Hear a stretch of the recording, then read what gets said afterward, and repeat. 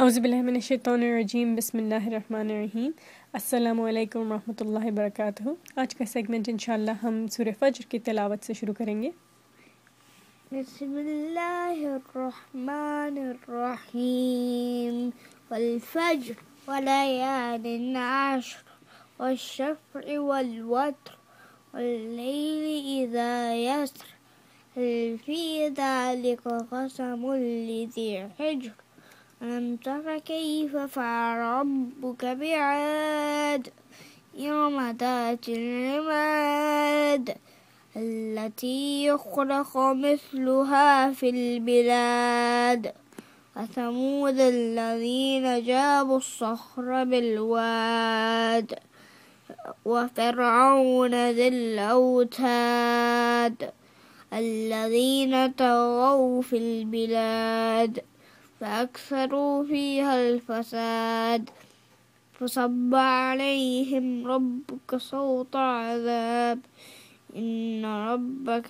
لبالمرصاد أما الإنسان إذا ما ابتلاه ربه فأكرمه ونعمه فيقول ربي أكرمن وأما إذا ما ابتلاه فقدر عليه رزقه فيقول ربي أهانن كلا بل لا تكرمون اليتيم ولا تحاضون على طعام المسكين وتأكلون التراث أكلا لما وتحبون المال حبا جما كلا إذا دكت الأرض دكا دكا وجاء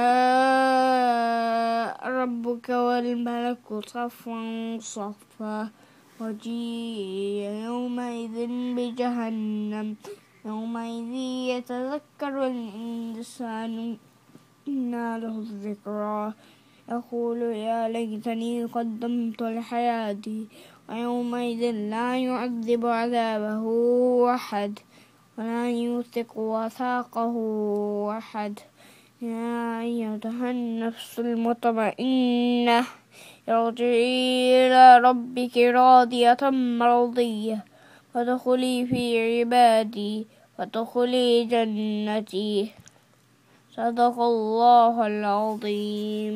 جزاک اللہ خیر پیارے بیٹے یحییٰ۔ جو اپنی نماز میں خشوع پا گیا وہ کامیاب ہو گیا، اس لیے کہ وہ اس خشوع کے ذریعے ایمان کے اعلیٰ مقام پہ پہنچ گیا۔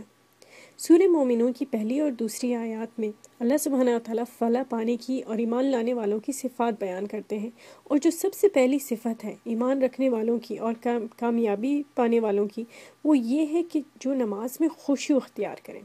اب خشوع کیا ہے؟ خشوع نام ہے اس خوف کا کہ اللہ مجھے دیکھ رہا ہے، میں اس کے سامنے سر بسجود ہوں۔ اس میں محبت بھی ہے اور ڈر بھی ہے، اس میں رب سے قربت کی تمنا ہے، اور ساتھ ساتھ اپنے آپ کو ذرہ سمجھنا، یہ جاننا کہ میں قادر مطلق کے سامنے ہوں، اور ان جذبات کے ساتھ نماز ادا کرنا، یہ ہے خشوع، اور یہ ہے ایمان رکھنے والے کی گواہی، اور یہ ہے سچی کامیابی۔ ایسی کامیابی جس کے ثمرات اس ایمان سے بھرپور شخص کے لیے دنیا میں بھی بے حساب ہیں اور انشاءاللہ آخرت میں بھی بے حساب ہوں گے۔ جس نے رب کو پا لیا، جس نے رب العزت کو پا لیا، اس نے سب کچھ پا لیا۔ قرآن پاک میں اللہ رب العزت نماز کی اہمیت بتاتے ہیں، اور ایسے 4 مقامات ہیں جہاں نماز کی سختی سے تاکید کی گئی اور اہمیت بتائی گئی۔ سیدنا موسیٰ علیہ السلام کو جو سب سے پہلی بات اللہ سبحانہ تعالیٰ نے سورہ طٰہٰ میں کہی وہ یہ کہ میرے سوا کوئی معبود نہیں ہے، لہٰذا تم میری بندگی کرو اور میری یاد کے لیے نماز قائم کرو۔ اللہ رب العزت موسیٰ علیہ السلام کو وادی طور میں اپنا جلوے کی جھلک دکھاتے ہیں، اور سب سے پہلے خطاب میں کیا فرماتے ہیں؟ اگر تم میری یاد کرنا چاہتے ہو اور محبت کرتے ہو تو نماز قائم کرو۔ جن 2 رسولوں کو اللہ نے اپنے براہ راست خطابت سے نوازا وہ سیدنا موسیٰ علیہ السلام اور ہمارے پیارے رسول اللہ صلی اللہ علیہ وسلم ہیں۔ ان دونوں کی ملاقات اللہ سبحانہ و تعالیٰ سے ہوتی ہے، اور اللہ عزیز و حکیم انہیں سب سے پہلی نصیحت اور تحفہ نماز کا دیتے ہیں۔ اللہ کے رسول صلی اللہ علیہ وسلم جب معراج پہ گئے تو اس مقام تک گئے جہاں پہ پہلے کوئی نبی نہیں گیا تھا، اور وہ اتنے اپنے رب کے قریب تھے کہ وہ قربت اتنی عظیم تھی کہ ان کے اور ان کے رب کے علاوہ کوئی تیسرا نہیں تھا وہاں، حتیٰ کہ اس مقام پہ جبرائیل علیہ السلام بھی نہیں جا سکتے تھے۔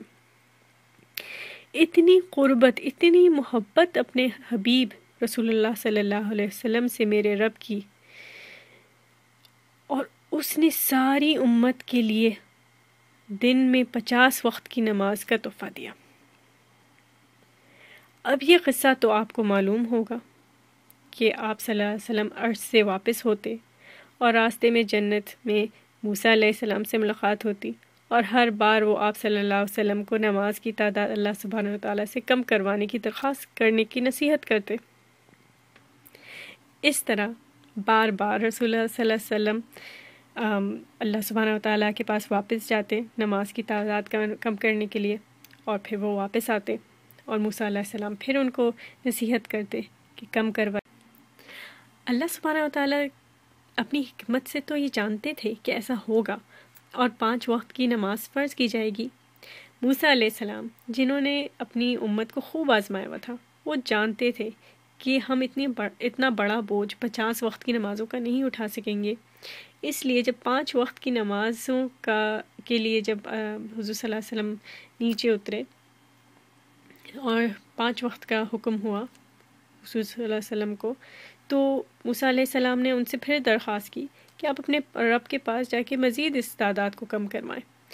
اس بات پہ ہمارے حبیب رسول اللہ صلی اللہ علیہ وسلم نے فرمایا کہ مجھے اللہ سے حیا آتی ہے مزید اس کو کم کروانے میں، اب میں مزید واپس نہیں جاؤں گا۔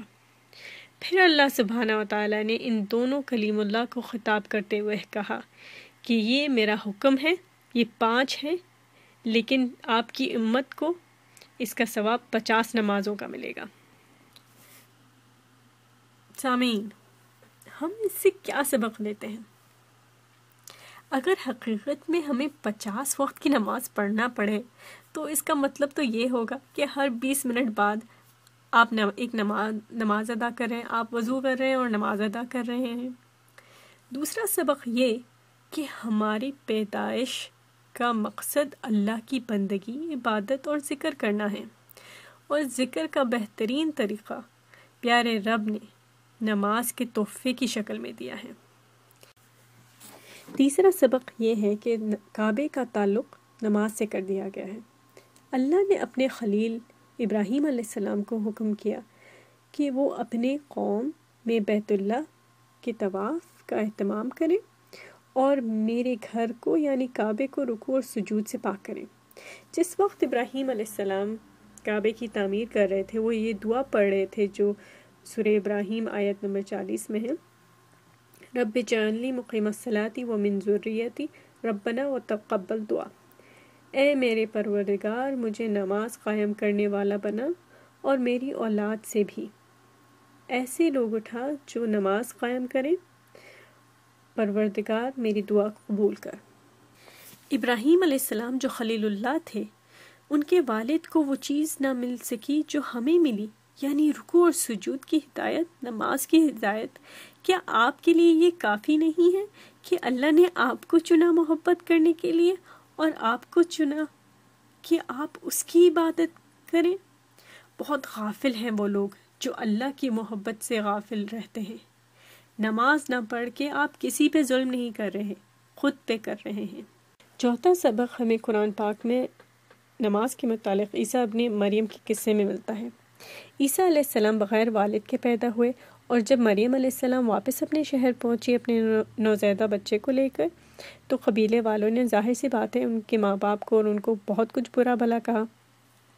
اللہ کے حکم کے مطابق سیدنا مریم علیہ السلام نے بچے کی طرف انگلی اٹھا کے اشارہ کیا کہ یہ نوزائیدہ بچہ حقیقت بتائے گا، اور پھر عیسیٰ ابن مریم اللہ کے حکم سے بول اٹھے اور حضرت عیسیٰ علیہ السلام کا یہ پہلا خطبہ تھا، اور اپنے خطبے میں انہوں نے فرمایا کہ اللہ نے مجھے نماز اور زکوٰۃ کی پابندی کا حکم دیا جب تک میں زندہ رہوں۔ یہ آپ عیسیٰ علیہ السلام کا پہلا خطبہ تھا، جس سے نماز اور زکوٰۃ کی اہمیت کا پتہ چلتا ہے۔ ان 4 قصوں سے ہمیں پتہ چلتا ہے کہ نماز کی اہمیت کیا ہے۔ رسولوں اور نبیوں کو اللہ نے نماز قائم کرنے کا حکم دیا۔ نماز بہترین عبادت ہے۔ انشاءاللہ اگلے ہفتے اس بات پر مزید روشنی ڈالیں گے کہ ہم اپنی نماز میں خشوع اور خضوع کس طرح پیدا کر سکتے ہیں۔